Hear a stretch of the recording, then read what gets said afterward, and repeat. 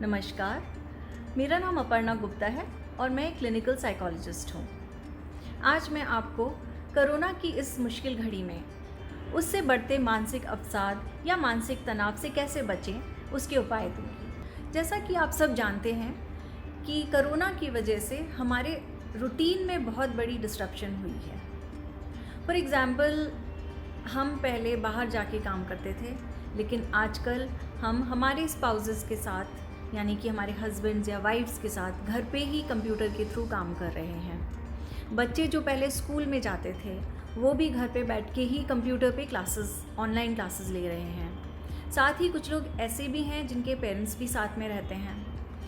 तो समझने वाली बात है कि जब इतने सारे लोग हमेशा एक साथ 24 घंटे रहेंगे तो उसमें इश्यूज़ होना बहुत कॉमन सी बात है। इन इश्यूज़ की वजह से एक तनावपूर्ण माहौल उत्पन्न हो जाता है और जिसकी वजह से हमारे अंदर बहुत सारे मानसिक विकार या रोग उत्पन्न हो जाते हैं। मानसिक विकारों के बारे में अगर हम बात करें तो सबसे पहले हमें नींद से जुड़ी समस्याओं के बारे में बात करनी है। फॉर एग्ज़ाम्पल, उन्हें या तो नींद बिल्कुल नहीं आती है, या तो वो रात को जल्दी सो के और जल्दी रात को उठ जाते हैं, या फिर रात को देर से उन्हें नींद आती है और सुबह देर तक सोते रहते हैं। कुछ बच्चों में नाइट टेरर्स की भी शिकायत होती है, यानी कि डरावने सपने की शिकायत। नींद की समस्याओं की वजह से हमें और भी कई प्रॉब्लम्स आ सकती हैं, जैसे कि इंक्रीज्ड स्ट्रेस रिस्पॉन्सिबिलिटी, जिसका मतलब है थोड़ी सी ही स्ट्रेस में हम इरिटेबल हो जाते हैं या इम्पेशेंट हो जाते हैं, या फिर हमारी प्रोडक्टिविटी एकदम कम हो जाती है। हमने ये भी देखा है कि हमारा अटेंशन बिल्कुल कम हो जाता है, हम कंसंट्रेट नहीं कर पाते, हम चीज़ों को ठीक से समझ नहीं पाते हैं या जल्दी ग्रास्प नहीं कर पाते। नींद की समस्याओं की वजह से हमने देखा है कि बच्चों की स्कूल की परफॉर्मेंस भी डाउन हो जाती है, उनमें बुलिंग की शिकायत भी आ जाती है और साथ ही साथ में उन्हें नशे की लत भी लग सकती है, और साथ में उनको चिंता, एंजाइटी, डिप्रेशन, इनकी भी समस्याएं हमें देखने को मिलती हैं। नींद की समस्याओं की वजह से हमारे शरीर पर लॉन्ग टर्म कॉन्सिक्वेंसेस भी होते हैं। फॉर एग्ज़ाम्पल, कार्डियोवैस्कुलर डिजीज़ यानी कि हृदय रूपी समस्याएं। हमारे हार्ट में हो सकता है हमें आर्टरीज़ ब्लॉक हो सकती हैं, कोलेस्ट्रॉल ज़्यादा हो सकता है, या और भी हार्ट की शिकायतें हो सकती हैं। साथ ही साथ हमारी मेटाबॉलिज्म की भी शिकायतें हो जाती हैं, यानी कि वेट गेन होना एक बहुत बड़ी शिकायत है, या वेट लॉस होना भी बहुत बड़ी शिकायत है। तो आइए अब हम बात करते हैं कि नींद से जुड़ी समस्याओं का हम कैसे निवारण करें। तो सबसे पहले हमें अपनी सर्केडियन रिदम या स्लीप वेक साइकिल को रीसेट करना पड़ेगा। सोने का समय एक ही टाइम रखें और सुबह उठने का समय भी एक ही टाइम रखें। अगर आप रात को समय से नहीं सो पाते तो कम से कम हमें सुबह उठने का टाइम एक ही रखना चाहिए। साथ ही में हमें 5 बजे के बाद कॉफ़ी का सेवन नहीं करना है, या रात को सोने से पहले पानी का सेवन भी नहीं करना है।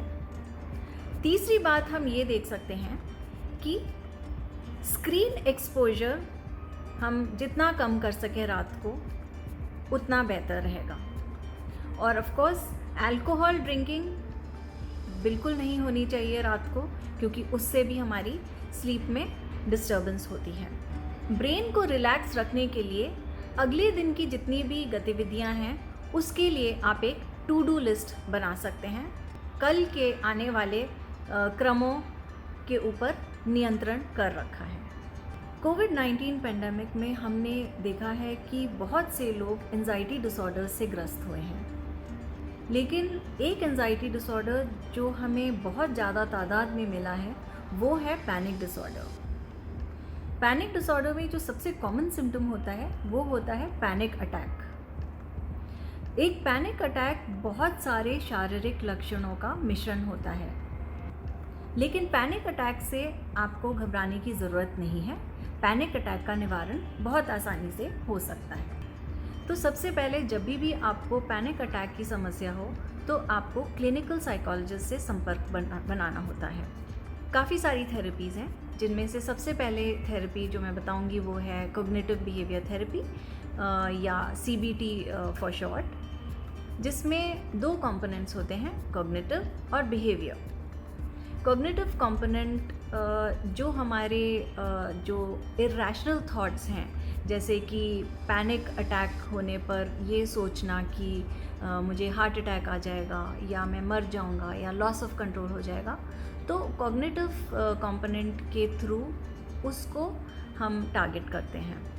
दूसरा कंपोनेंट होता है बिहेवियर कंपोनेंट, यानी कि जो बिहेवियर्स जैसे कि अवॉइडिंग बिहेवियर्स होते हैं, जैसे कि लोग कई जगह जाने से घबराते हैं या किन्हीं प्रकार के व्यक्तियों से मिलने से कतराते हैं या किसी प्रकार के रंगों से भी घबराते हैं या कुछ चीज़ों से भी वो घबराते हैं, यही सोच के कि कहीं उनसे अगर कांटेक्ट हुआ तो उन्हें पैनिक अटैक आ जाएगा। तो बिहेवियर कंपोनेंट इस चीज़ को हेल्प करता है। पैनिक डिसऑर्डर से निवारण पाने की दूसरी टेक्निक है अफर्मेशंस, यानी कि पॉजिटिव स्टेटमेंट्स जो कि हमारे दिमाग को शांत करती हैं और हमारी बॉडी को संतुलित करती हैं। उससे हमारे अंदर एक पॉजिटिव सेल्फ एस्टीम पैदा होती है और सेल्फ वर्थ पैदा होती है और साथ ही साथ हमें कॉन्फिडेंस भी आता है। तो हम ये अफर्मेशंस कैसे बना सकते हैं? सबसे पहला स्टेप है कि जो भी हमारे अंदर नेगेटिविटी है या कोई भी नेगेटिव एस्पेक्ट्स हैं हमारी लाइफ के, हम उन्हें लिस्ट डाउन करेंगे। जैसे कि मैं अपने बारे में क्या सोचती हूँ, या मैं लाइफ की सिचुएशंस को कैसे कोप करती हूँ, या मेरी कोई रिलेशनशिप्स में प्रॉब्लम है, या कहीं मेरी बॉडी के अंदर कोई डिस्कम्फर्ट है। इस तरह के कुछ एक नेगेटिव आप चीज़ों की आप लिस्ट बना लें। सेकंड स्टेप में ये होता है कि जो हमने नेगेटिव लिस्ट बनाई है उसी को हम अब पॉजिटिव अफर्मेशंस में तब्दील करेंगे। वो हम ऐसे कर सकते हैं, जैसे कि अगर मैंने लिखा है कि मैं एक नर्वस टाइप की इंसान हूँ, तो मैं ये लिख सकती हूँ कि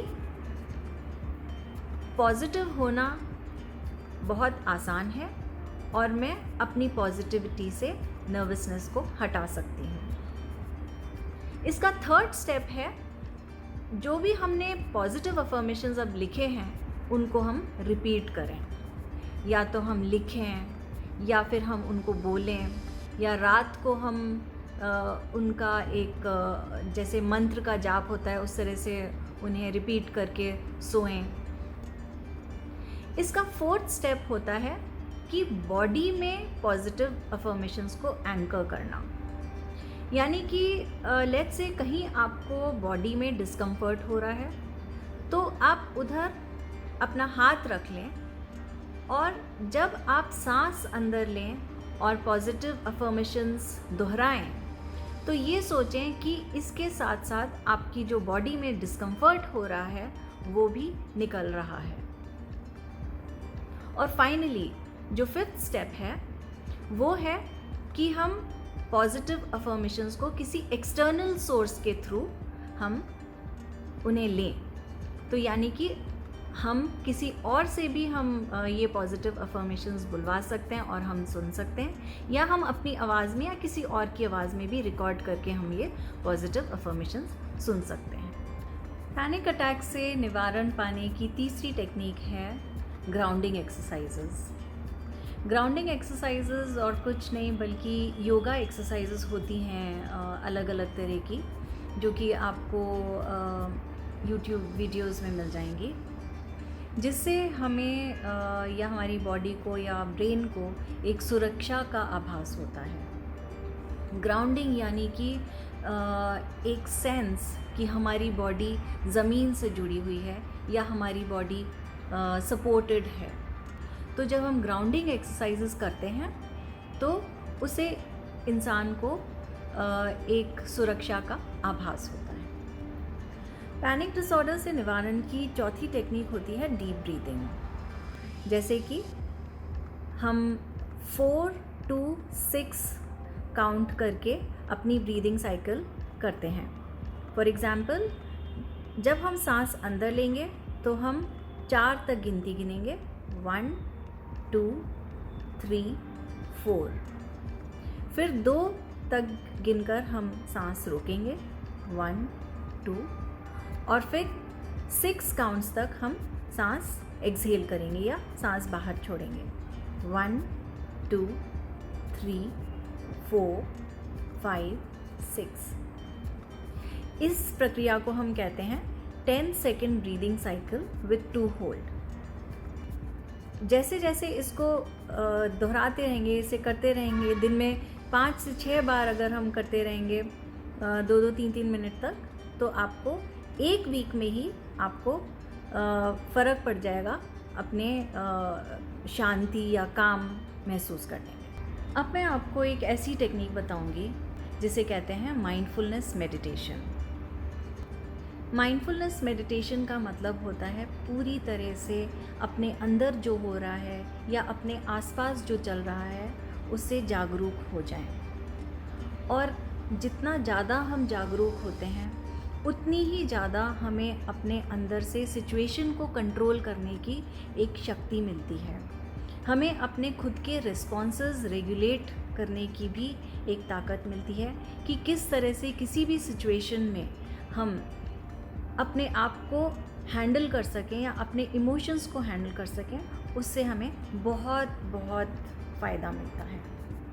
तो चलिए अभी इसी वक्त हम 3 मिनट का माइंडफुलनेस मेडिटेशन करते हैं। अपनी सीट पर बैठकर पैर धरती पर रख लें। धीरे धीरे अपनी आंखें बंद करें